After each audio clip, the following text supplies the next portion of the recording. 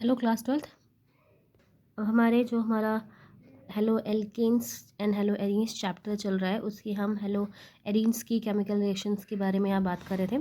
सो आज हमें next chemical reaction के बारे में डिस्कस करना है, जो कि है electrophilic substitution reaction.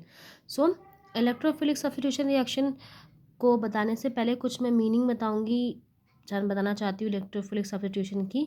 And one more thing, एक प्रॉपर्टी बेंजीन रिंग की जो भी हमने इसके प्रीवियस पढ़ा है, उसको एक बार थोड़ा सा रिकैप उसका कर लेते हैं। ये जो वर्ड यहाँ पे मैंने लिखा है इलेक्ट्रोफिलिक, इलेक्ट्रोफिलिक का मीनिंग क्या होता है? Electro stand for electrons and philic stand for loving. ठीक है, सो ये इलेक्ट्रॉन एंड फिलिक जैसे कि पहले बता चुकी हूँ कि इसका मतलब क्या होता है, लविंग। सो एक कुछ ऐसे सब्सटेंस जो क्या पसंद कर रहे हैं, इलेक्ट्रॉन को पसंद करते हैं। ठीक है, मेनली इलेक्ट्रॉन इसको गेट करना चाहते हैं, लेना चाहते हैं। सो अगर इलेक्ट्रॉन को लेना चाह रहे होंगे और इलेक्ट्रॉन के ऊपर कैसे चार्जेस होते हैं, माइनस चार्जेस होते हैं इलेक्ट्रॉन के ऊपर। अगर वो माइनस चार्ज की तरफ जाना चाहते हैं या फिर माइनस चार्ज से रिएक्शन कर रहे हैं, तो वो खुद कैसे होंगे? ऑफकोर्स पॉजिटिव होंगे। ठीक है, सो हमारे जो इलेक्ट्रोफिलिक होते हैं वो कैसे होते हैं? पॉजिटिव स्ट्रक्चर, मतलब पॉजिटिव आयंस के साथ होते हैं। एंड वो इलेक्ट्रॉन्स की तरफ क्या होते हैं, इलेक्ट्रॉन्स की तरफ मूव करते हैं and they react with the electrons. इन्हें हम क्या बोलते हैं? Electrophilic substitution reaction. ओके, और यहाँ पे सब्स्टिट्यूशन हमें किसका करना है? बेंजीन रिंग का करना है। ठीक है, नेक्स्ट एक प्रॉपर्टी जो मैंने प्रीवियस वीडियो में आपको बताया है अबाउट द रेजोनेंस प्रॉपर्टी, जो कि किसके अंदर होती है? हमारे बेंजीन रिंग के अंदर वो प्रॉपर्टीज़ हो रही होती हैं। ठीक है, सो प्रीवियस वीडियो में मैंने आपको ऐसा रेजोनेंस करके दिखाया है। अब ये मत समझिएगा कि मैंने यहाँ पे रेजोनेंस बहुत जल्दी लिख दिया, तो इसका मतलब है कि मैं समझा नहीं रही हूँ। अगर आप मेरे प्रीवियस वीडियो को आप देखेंगे, सो मैंने वहाँ पे रेजोनेंस को कैसे ये होता है ये प्रॉपर यहाँ पे करके बताया। सिर्फ यहाँ पे मेरे वापस दिखाने का सिर्फ जस्ट एक स्ट्रक्चर था, क्योंकि आपकी जो बुक है एनसीईआरटी में उसे बार बार बोला गया है कि जब भी प्रॉपर रिएक्शन होगी हमारे बेंजीन के साथ, तो जो भी सब्सटेंस बनता है वो या तो हमारे ऑर्थो पोजिशन पर जाकर ज्वाइन करता है या हमारे पैरा पोजिशन पर जाके ज्वाइन करता है।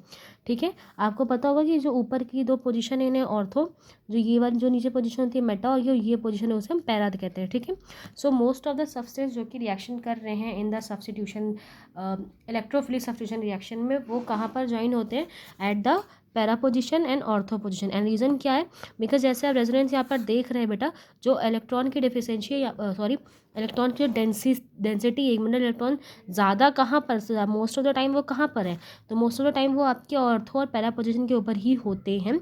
इसलिए जो भी प्लस चार्ज आता है, जैसे कि मैंने बोला कि इलेक्ट्रोफाइल यानी प्लस चार्ज, इलेक्ट्रोफिलिक है वो प्लस चार्ज है, तो प्लस चार्ज है वो कहाँ जाने की कोशिश करेगा? ऑफकोर्स जहाँ पे माइनस चार्ज मौजूद है। और बेंजीन रिंग के अंदर जब आप रेजोनेंस को प्रॉपर तरीके से देखेंगे, तो जो माइनस चार्जेस हैं उनकी डेंसिटी आपको ऑर्थो पोजिशन पर, पैरा पोजिशन पर ज़्यादा दिखाई देती है। ठीक है, इसलिए इन्हीं पोजिशंस पे आकर जो स्ट्रक्चर्स है वो अटैक करते हैं। कि सो फॉर एग्जांपल ये एक मैंने यहाँ पर बेंजीन रिंग बनाई है जिसमें हमारा हेलोजन ग्रुप लगा हुआ है। इसकी रिएक्शन हम एक इलेक्ट्रोफाइल से करवाते हैं। सो इलेक्ट्रोफाइल, जैसे कि मैंने भी बताया, ऊपर जो रेजोनेंस है उसकी वजह से वो दो जगह पर अटैक कर सकता है। या तो वो अटैक करेगा ऑन द ऑर्थो पोजिशन, या तो वो अटैक करेगा पैरा पोजिशन के ऊपर। तो जो स्ट्रक्चर बनेंगे वो कुछ इस तरीके से होंगे। फर्स्ट कुछ इस तरह के दो स्ट्रक्चर आपको यहाँ पे दिखाई देंगे, जो कि पहला यहाँ पे इलेक्ट्रोफिलिक है वो कहाँ पर लगा हुआ है? ऑर्थो पोजीशन पे। और एक नेक्स्ट में जो लगाया है पैरा पोजीशन पे लगाया है। वो क्यों लगाया है प्रीवियस अभी मैंने इसके बताया, because of the resonance. And अब अगर इसमें बात करें कि कौन सा मेजर और माइनर प्रोडक्ट होगा, तो ऑफकोर्स अगर आपने प्रीवियस वीडियो देखे होंगे तो वहाँ मैंने इसके बारे में भी एक बार डिस्कशन किया है कि बिकॉज ऑर्थो पोजीशन पे होने की वजह से जो दो इलेक्ट्रॉन क्लाउड्स हैं यहाँ पर, एक हमारे इलेक्ट्रोफिलिक सब्स्टिट्यूशन का और दूसरा जो कि पहले से यहाँ पर एक हेलोजन लगा हुआ है, इनके बीच में आपस में क्या होगा? रिपल्शन होने लगता है, जिसकी वजह से ये जो कंपोनेंट यहाँ पर बनता है, ये जो प्रोडक्ट बन रहा है वो कैसा होता है? माइनर होता है, वो काफ़ी कम बनता है। बट अगर आप यहाँ पर देखें तो जस्ट अपोजिट है, एक सिमेट्री टाइप है। ये इनका इलेक्ट्रॉन क्लाउड इधर है, कोई रिपल्शन नहीं लग रहा होता। दैट्स बिकॉज ये कैसे बनता है? मेजर प्रोडक्ट यहाँ पर बनता है। ठीक है, सो यहाँ पे मैंने बताया कि इलेक्ट्रोफिलिक सब्स्टिट्यूशन है क्या, क्यों वो ऑलवेज ऑर्थो और पैरा पोजीशन पे होता है, और अगर रिएक्शन परफॉर्म होगी तो उसमें माइनर प्रोडक्ट कौन होगा, मेजर प्रोडक्ट कौन होगा। ओके, सो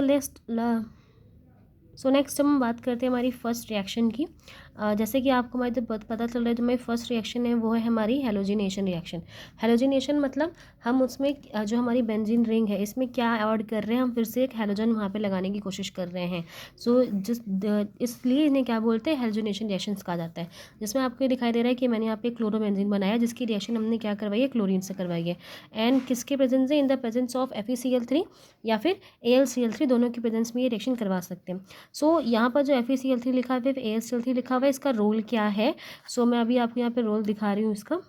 जैसे कि हमने यहाँ पे AlCl3 को यूज़ किया, हमने ऑब्लिक लगाया, दोनों चीज़ें आप यूज़ कर सकते हैं एज अ कैटलिस्ट। सो अगर हम यहाँ AlCl3 को लेते हैं बेटा, और Cl2 यानी कि ये किस तरह के से लगे होंगे, AlCl3 एंड प्लस Cl2, मतलब ये दोनों आपस में जुड़े हुए हैं, ठीक है। एंड इन्होंने अपना एक एक इलेक्ट्रॉन शेयर करके रखा हुआ है, ठीक है। वन इलेक्ट्रॉन शेयर करके रखा है। होता क्या है बेटा, वैसे तो यहाँ पर जब होमोलिटिक बॉन्ड जब टूटते हैं तो क्या होता है कि एक इलेक्ट्रॉन ये अपने ले जाए और ये इलेक्ट्रॉन अपने ले जाए, बट यहाँ पर क्या होता है, हेट्रोलिटिक डिवीज़न होता है। हेट्रोलिटिक डिवीज़न की वजह से एक Cl क्या करेगा, वो अपने तो जो इलेक्ट्रॉन है वो तो ले ही जाएगा, साथ में अपने बगल वाले के इलेक्ट्रॉन को भी लेकर चला जाता है, एंड वो जाके रिएक्शन कर लेता है with our AlCl4 and then AlCl3, and क्या फॉर्म करता है, AlCl4, ठीक है। AlCl4 करके वो अलग हो गया। एंड जैसे कि मैंने यहाँ पे बोला कि हेट्रोलिटिक डिवीज़न हो रहा है, जिसकी वजह से जो Cl के पास जो पहले से इलेक्ट्रॉन थे वो भी क्या हो गए, चले गए। तो अब Cl पे क्या जाता है, एक प्लस चार्ज आ जाएगा, और यहाँ पर Cl प्लस चार्ज के साथ होता है, ठीक है बेटा। तो अब जब Cl के ऊपर प्लस चार्ज है, सो वो रिएक्शन कर लेता है विथ अवर क्लोरोबेंजीन, एंड यहाँ पे क्या फॉर्म होता है, ओके, Cl एंड Cl यहाँ पे लगा हुआ, ठीक है। एक ऐसा स्ट्रक्चर यहाँ पे फॉर्म होगा। अगेन मैंने आपको पहले बताया था कि दो यहाँ पर स्ट्रक्चर मिल सकते हैं, जो नेक्स्ट स्ट्रक्चर होगा, ठीक है। दो जगह आपको दो स्ट्रक्चर मिल सकते हैं, एक हमारे ऑर्थो पोजीशन पे भी जुड़ सकता है, एक पैरा पोजीशन पे जुड़ सकता है। अगेन जो मेजर प्रोडक्ट होगा वो होगा आपका पैरा वाला पोजीशन पे जो लगा हुआ है, और जो हमारे ऑर्थो पोजीशन पे वो माइनर प्रोडक्ट होगा। आप FeCl3 के साथ भी वही प्रोडक्ट होगा बेटा, कि जो Cl2 है उसके बीच में हेट्रोलिटिक डिवीजन होगा, हेट्रोलिटिक की वजह से वो बॉन्ड जाके Cl3 को दे देगा, FeCl4 बन जाएगा और Cl प्लस वहाँ से रिलीज हो जाएगा, एंड देन जाके वो हमारे क्लोरोबेंजीन के साथ रिएक्शन कर लेते हैं। सो जो नेक्स्ट प्रोसेस है हमारी, वो है हमारी नाइट्रेशन की प्रोसेस। नाइट्रेशन प्रोसेस में बेटा क्या होता है कि हमें जो हमारे NO2 जो ग्रुप रहता है उसको हमें ऐड करना है हमारे बेंजीन रिंग में। सो ये जो हमने यहाँ पर दो कैटलिस्ट यूज़ किए हैं, जो कि हमारे HNO3 और दूसरा है हमारे H2SO4। सो HNO3 और H2SO4 का क्या रोल है वो भी मैं आपको बताती हूँ। H2SO4 जैसे कि आपको पता है कि दोनों ही क्या है, यहाँ पे एसिड है। फर्स्ट ऑफ ऑल मैं फॉर्मेशन बना दूँ। सो यहाँ पे मैंने आपको बताया HNO3 बनाया हुआ है, and H2SO4 as we know बेटा, H2SO4 जब ब्रेक होगा तो बनेगा H plus and HSO4 minus. So ये ब्रेक होने के बाद क्या बनता है, H plus and HSO4 minus, right. So जो H प्लस यहाँ से रिलीज़ हुआ है बेटा, वो जाके अटैक करता है ऑन द दिस ऑक्सीजन, जो कि ये लोन पेयर ऑक्सीजन है, इसके ऊपर वो जाकर अटैक करेगा, ठीक है। अब बेटा अगर यहाँ पे क्वेश्चन राइज अप होता है कि वो इन दोनों ऑक्सीजन पे किसी पे अटैक क्यों नहीं करता है, तो ये रीज़न यहाँ पे बिकॉज ये दोनों ऑक्सीजन यहाँ पे डबल बॉन्ड के थ्रू जुड़े हुए हैं, तो डबल बॉन्ड को ब्रेक करना पड़ेगा, देन वो से रिएक्शन करेगा। बट यहाँ पर ऑलरेडी इसके पास लोन पेयर है, तो H प्लस बहुत ईजिली इससे अटैक कर सकता है, ठीक है। इनसे अटैक करने के बाद वो बनाएगा यहाँ पर,